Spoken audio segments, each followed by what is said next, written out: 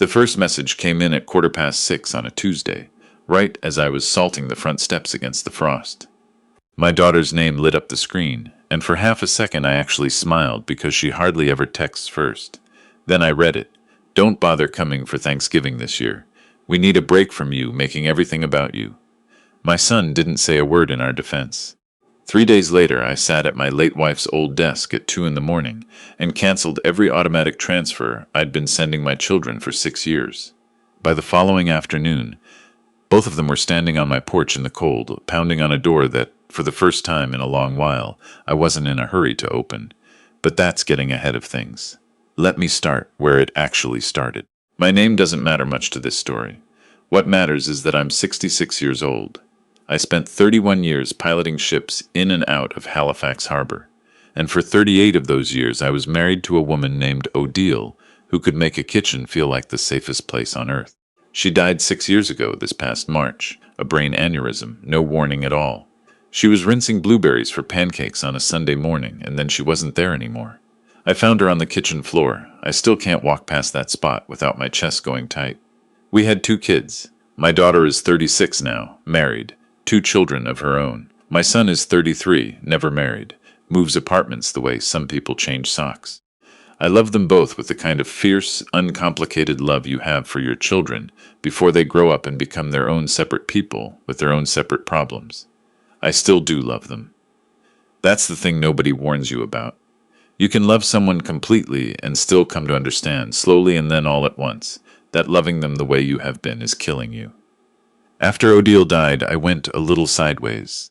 31 years of navigating tankers through fog and ice, and I couldn't navigate an empty house.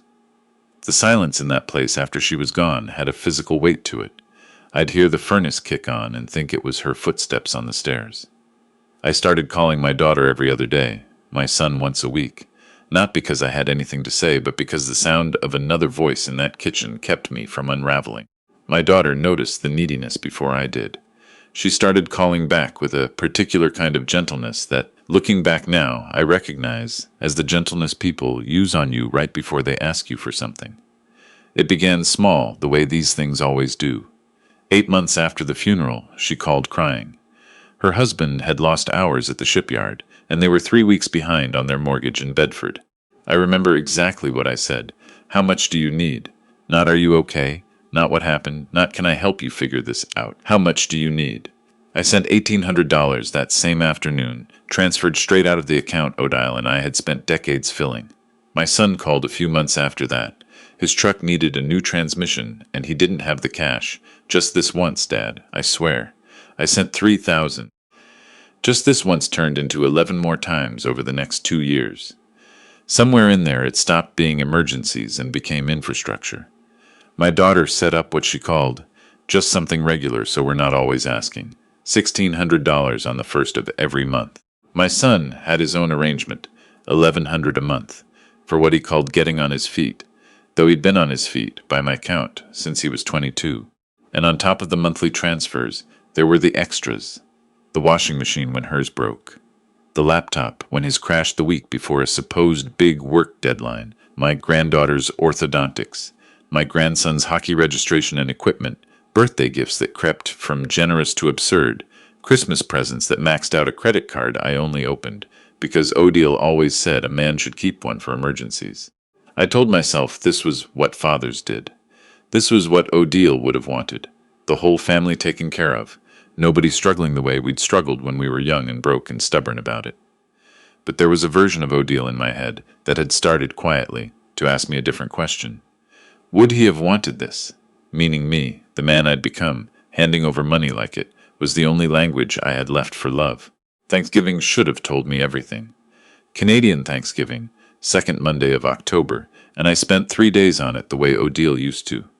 The turkey brined the way her mother taught her, the good china we'd only ever use for holidays, fresh flowers on a table set for 6, even though it would only ever be 5 adults and 2 kids who'd rather be on their phones. My daughter and her family were supposed to arrive at 1. They rolled in at 3:30, blaming traffic on the bridge, though I happen to know that time of day the McDonald Bridge is dead quiet. My son's wife, my son's girlfriend at the time, I'll get to that, came separately. He arrived 25 minutes after that, hugged me for maybe 2 seconds, and spent the rest of dinner scrolling through something on his phone with the sound low. The only person at that table who talked to me like I was a person and not a bank was my grandson. 7 years old, missing his front teeth, absolutely determined to tell me every detail of a fort he was building out of couch cushions. I held on to every word of it. My granddaughter, 10, barely looked up from her phone the whole meal. My daughter checked hers between every bite. Her husband watched the Argos game on a phone propped against his water glass and said maybe 9 words to me the entire evening. At 6:40, my son said he had to head out, meeting friends downtown.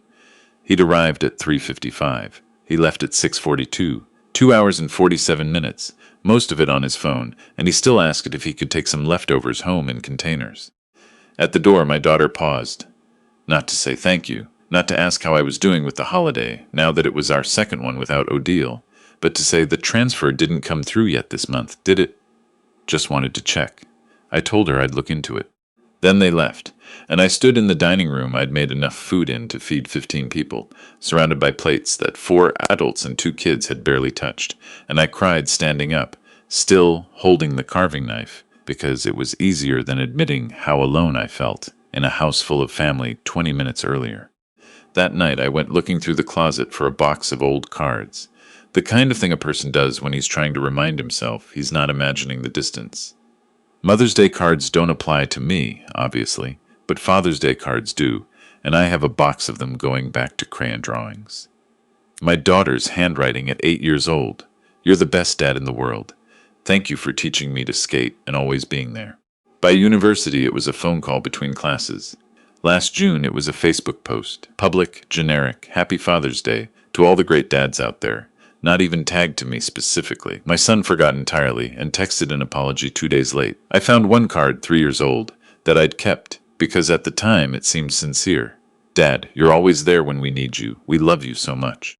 Reading it again in October, really reading it, I understood the sentence differently than I had the first time. When we need you, not when you need us. When had either of them last asked how I was actually doing, rather than whether the transfer had cleared? I told myself it was a bad week. Everyone's busy, I said. This is normal for grown children with families of their own. But the idea of another holiday alone in that house, this time Christmas, with nobody to cook the prime rib for and nobody to open a single gift with, was more than I could stand thinking about. So I texted my daughter, keeping it light, not wanting to sound needy.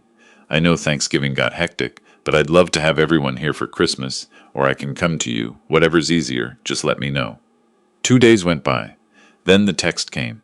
Don't bother coming for Christmas this year.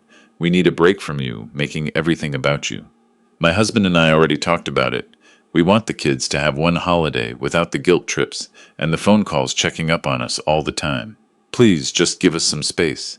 I read it maybe 6 times. Guilt trips. I had called that woman twice in the previous week. Once to ask if my granddaughter needed anything for her recital.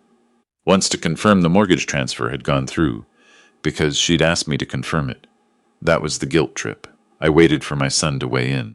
He would have seen it. We had a family group chat, and I knew he'd read every message the second it landed because he replied to memes in there within a minute of them being posted.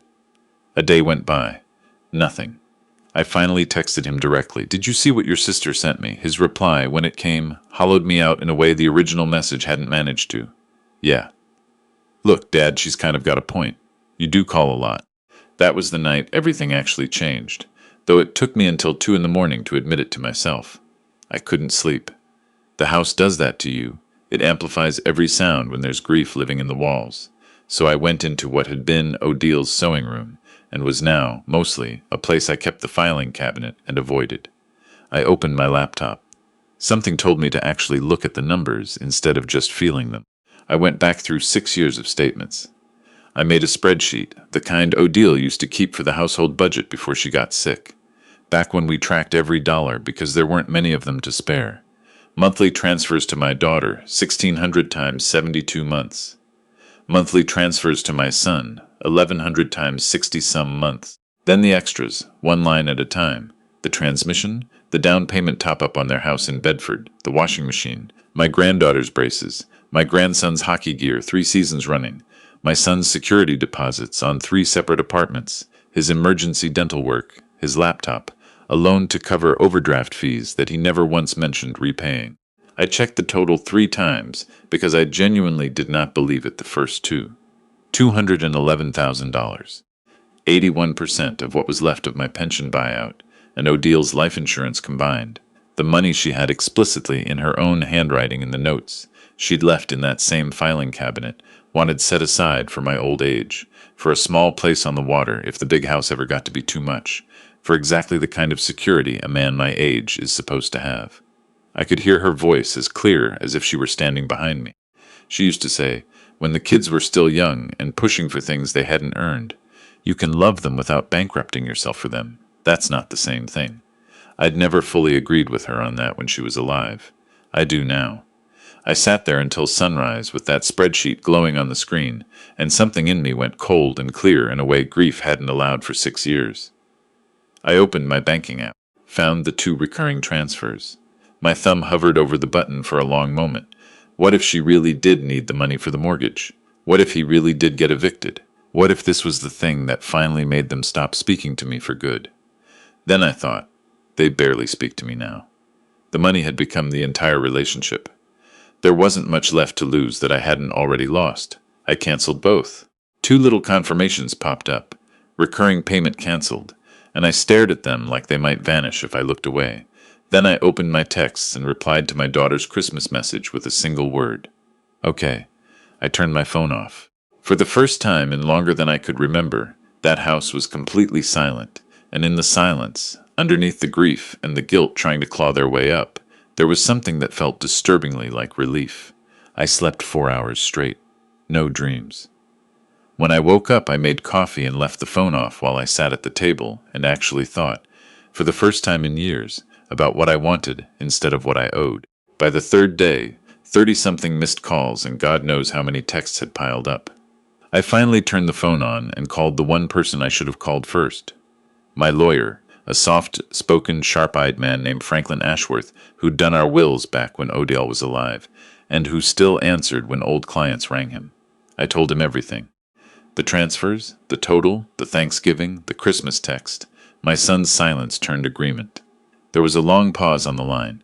What you're describing, he said finally, isn't generosity gone a bit far. In this province, what you're describing could meet the legal definition of financial exploitation of an older adult. I pushed back the way you'd expect. I gave it willingly. Nobody held a gun to my head. He explained patiently the difference between giving freely and giving under sustained emotional pressure from people who know exactly how lonely you've been since you buried your wife. He asked about my health. Blood pressure medication, a bit of arthritis in my hands from 31 years of gripping cold ship's rails, nothing serious.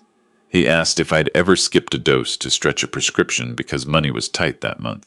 I had to think about it before I answered, and the answer was yes twice, both times right after sending money I couldn't really spare. That's exactly what I'm talking about, he said, and his voice had gone very serious.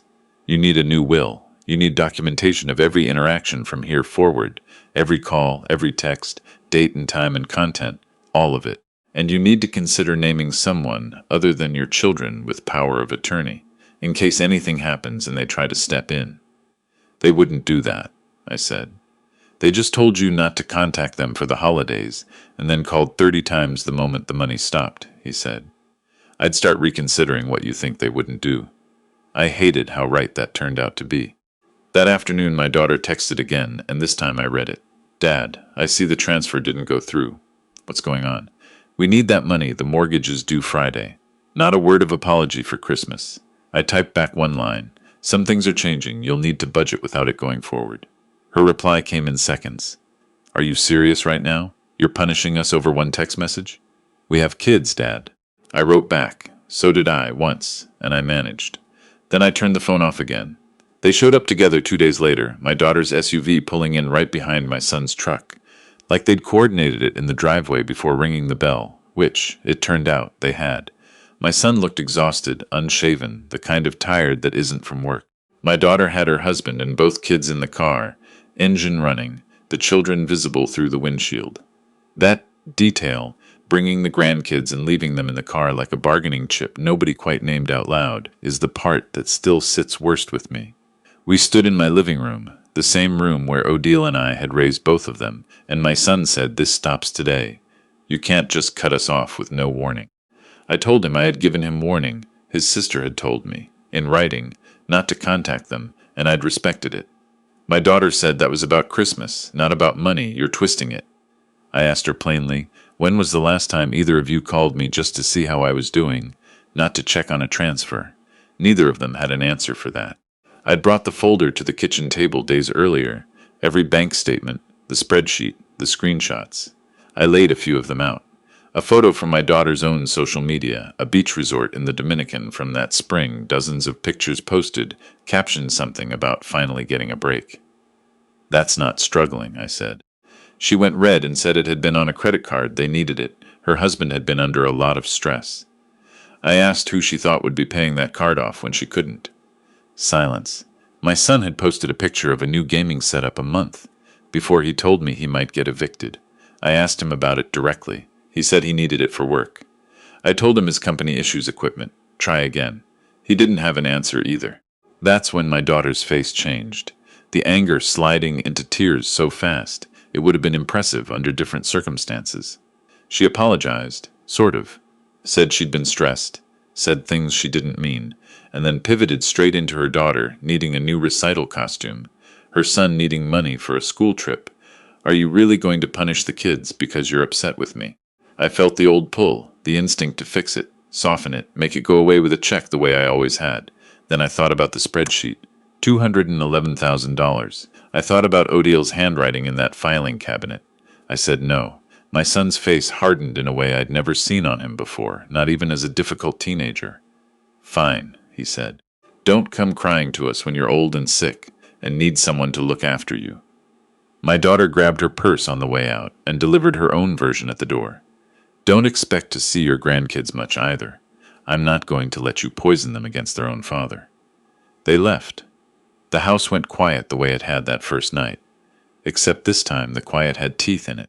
I sat down on the couch and cried harder than I had since the week Odile died, not because I regretted what I'd done, but because some part of me had genuinely believed, right up until that moment, that we loved each other in a way that money couldn't touch. I was wrong about that, or at least wrong about how much it had already been touched. I called Franklin that evening and told him everything. He told me to write it all down while it was fresh. Exactly what, exactly who said it, exactly when. He warned me it would likely get worse before it got better. He was right about that, too. I did something else that week I hadn't done in years. I went to a grief support group that met Thursday evenings at the community center near the harbor, the kind of thing Odile had suggested more than once when she was still alive, and I always waved off. Too proud, too fine, thanks. I wasn't fine. There were about a dozen people in that circle, most of them widows, a couple of widowers like me. I introduced myself and said my wife had died 6 years ago, and I was having trouble with my adult kids. And the murmur of recognition that went around that room told me I wasn't as alone in this as I'd felt. A woman there named Corinne, a retired schoolteacher a few years older than me, told me her own son had run up $18,000 on her credit cards without asking. Another man's daughter had forged his signature on a second mortgage. A woman named Doris hadn't spoken to her 3 kids in 2 years except through lawyers over her late husband's estate. The hardest part, Corinne told me, is accepting that the children you raised aren't always the adults they became. You keep hoping they'll snap back into the people they were at 8 years old. Sometimes they do. Sometimes it takes them hitting the floor first. I called my sister that same week, something I probably should have done a month earlier. Her name is Odette, 2 years younger than me, sharp as a tack, married to a good man, lives out past Dartmouth. When I told her the total, $211,000, she went quiet on the phone for a long stretch, and then said, very evenly, "Why didn't you tell me any of this was happening?" I told her I'd been ashamed, that admitting my own kids were treating me like an ATM felt like admitting I'd failed as a father somewhere along the way. She told me about her own son, my nephew, years back. $50,000 for a business that turned out never to have existed, silence for 18 months after she asked for it back, and then, eventually, an apology that actually meant something once he'd rebuilt himself from scratch. "Either way," she said, "you'll know you didn't enable them straight into the ground. You gave them a chance to grow up on their own." That night the calls from extended family started. My late wife's older sister rang first, full of concern that I'd apparently had some kind of episode and cut the kids off without warning, information she'd gotten directly from my daughter. I asked her whether my daughter had mentioned the exact figure, $211,000 over 6 years. There was a long silence on the other end. By the time I forwarded her the Christmas text, her tone had changed completely. Not everyone came around. One of Odil's cousins told me flatly that I'd regret this when I was old and alone, which was almost word for word what my son had already said to my face, and I found myself hanging up rather than argue about it.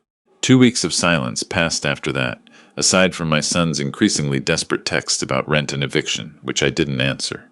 Then my daughter tried something that still makes my jaw tighten to think about. My phone rang, and the caller ID read my granddaughter's name. She'd used her daughter's phone. I answered fast, heart hammering, thinking something was actually wrong. "Grandpa," came a small voice. "Why are you mad at us? Mommy's been crying." I told her I wasn't mad at her. I loved her more than anything, and asked gently if her mother had told her to call.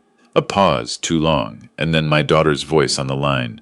"Do you hear what you're doing to her? She doesn't understand why her grandfather doesn't love her anymore." I told her, as calmly as I could manage, not to use her own daughter to get to me. It isn't fair to the kid. I hung up shaking. I told Franklin about it the next day.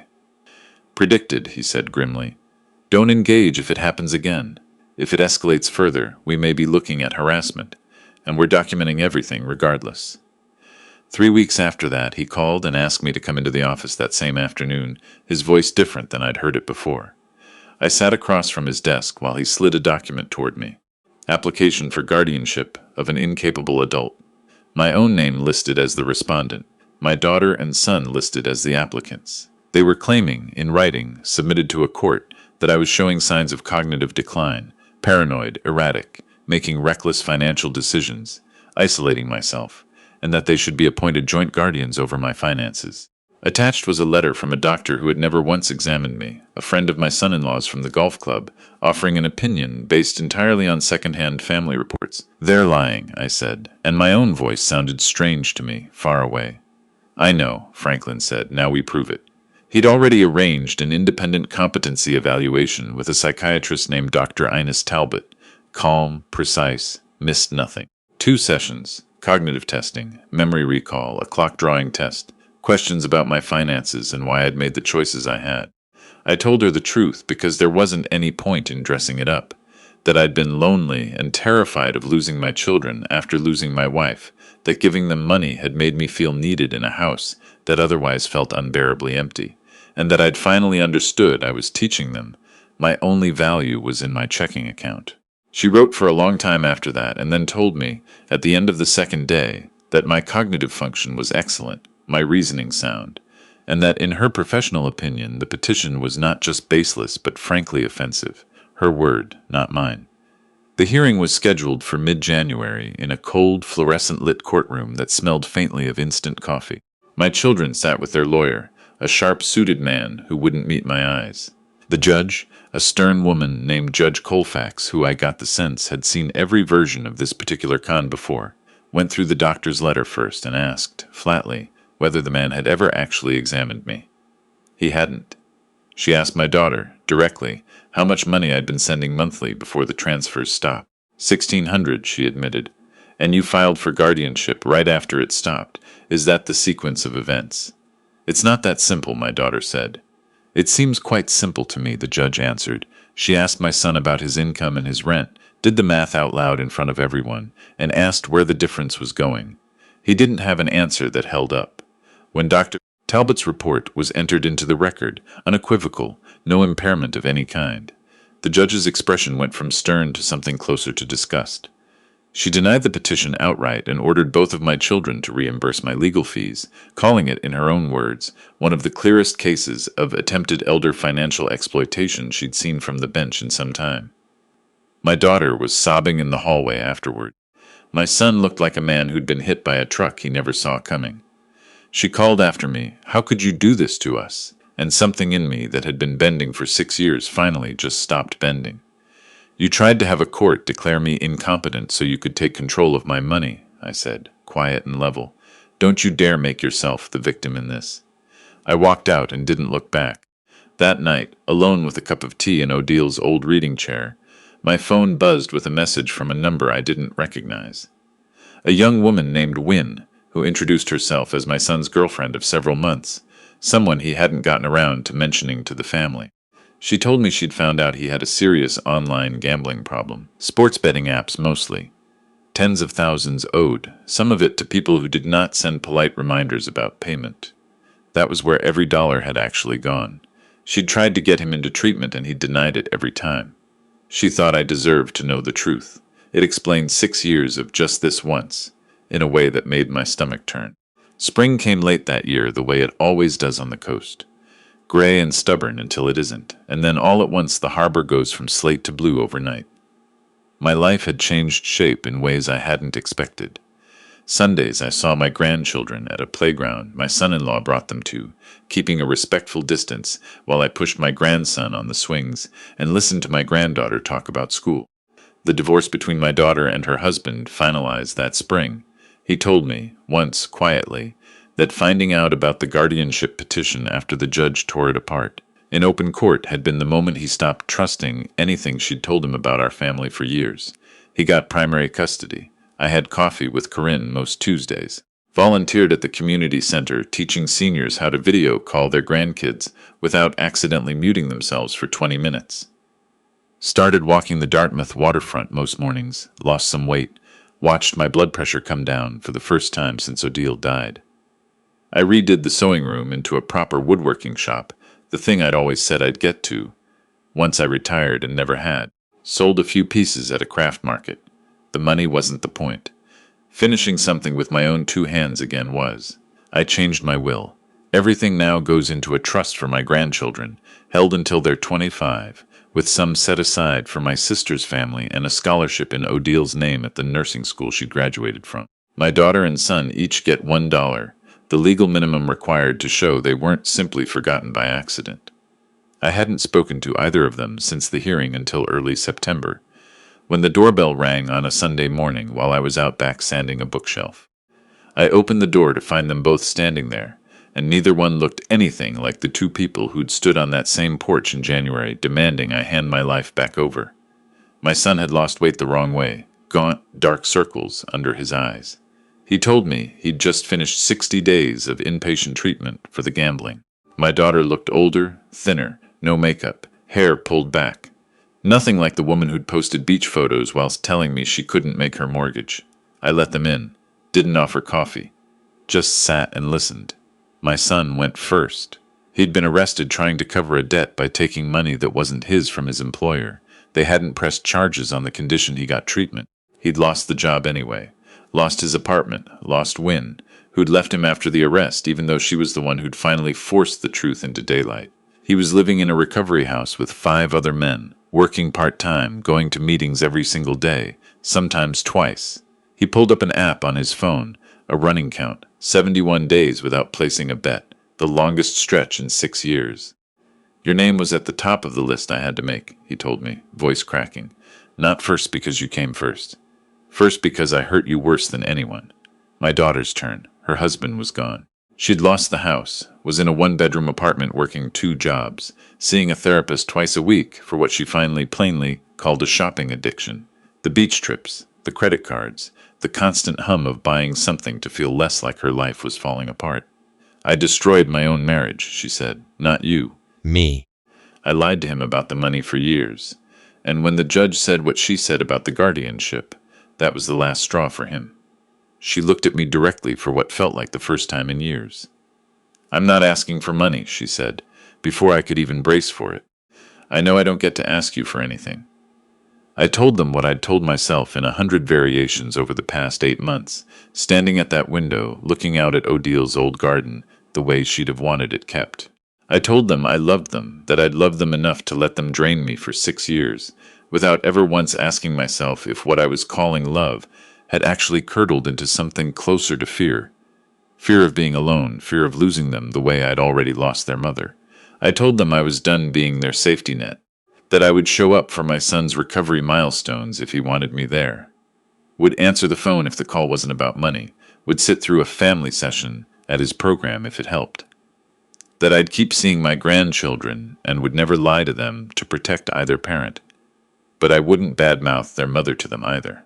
That rebuilding anything with either of them would take years, if it happened at all, and would be measured in showing up consistently for nothing in return, not in a single dramatic apology on my porch. But I will not give either of you money again, I said. Not for emergencies, not for bills, not ever. My daughter's face crumpled at that, and for one terrible second the old script started to run. But the kids need things, Dad, before she caught herself and stopped, visibly, on purpose. That, more than anything either of them said that afternoon, was the first sign I actually believed something in them had shifted. It hasn't been simple since. My daughter pays me back a little every month, $200 toward a debt that would technically take her most of a lifetime to clear. Money I put straight into the grandkids' trust, because I don't need it, and she needs, more than the money, to know she's the kind of person who follows through. My son calls every Sunday just to talk, not to ask, and actually listens when I answer. There have been hard weeks. There was one ugly afternoon in the fall where my daughter, cornered by her own shame, said something to me about dying alone that I don't think either of us has fully forgiven yet, on either side. But there have also been good weeks, more of them than I expected, honestly. This past Christmas I hosted dinner again for the first time in 2 years. My son there the whole evening, sober, present, actually helping in the kitchen instead of on his phone. My sister and her family. Corinne, who I've started to think of as more than just a friend from that Thursday group, though we're taking our time with that too. My grandchildren, who ran to me the second they came through the door, the way they used to before any of this happened. My daughter wasn't there. She sent a letter instead, the kind of honest, unpolished, badly punctuated letter a person writes when they're finally saying what they actually feel instead of what they think they're supposed to say. She said she wasn't ready yet, that her therapist thought she needed to be steadier on her own 2 feet before she tried to stand in a room with the family she'd hurt. She said she was proud of her brother. She said she missed me. I wrote back 4 lines, told her I was proud of her for being honest about not being ready. Told her the door wasn't locked, just closed for now, and that she'd know when it was time to knock. People ask me sometimes, at the community center or the grief group, whether I regret cutting my kids off the way I did. I don't. I regret that it ever got to a point where it was necessary. I lost $211,000 I'll never see again, and in exchange I got my life back. And a real relationship, slow and imperfect as it's turning out to be, instead of the transaction we'd all been pretending was love. That's a trade I'd make again without hesitating. And some mornings, standing at the kitchen window watching the harbor go from gray to blue, I can almost hear Odile telling me it took me long enough.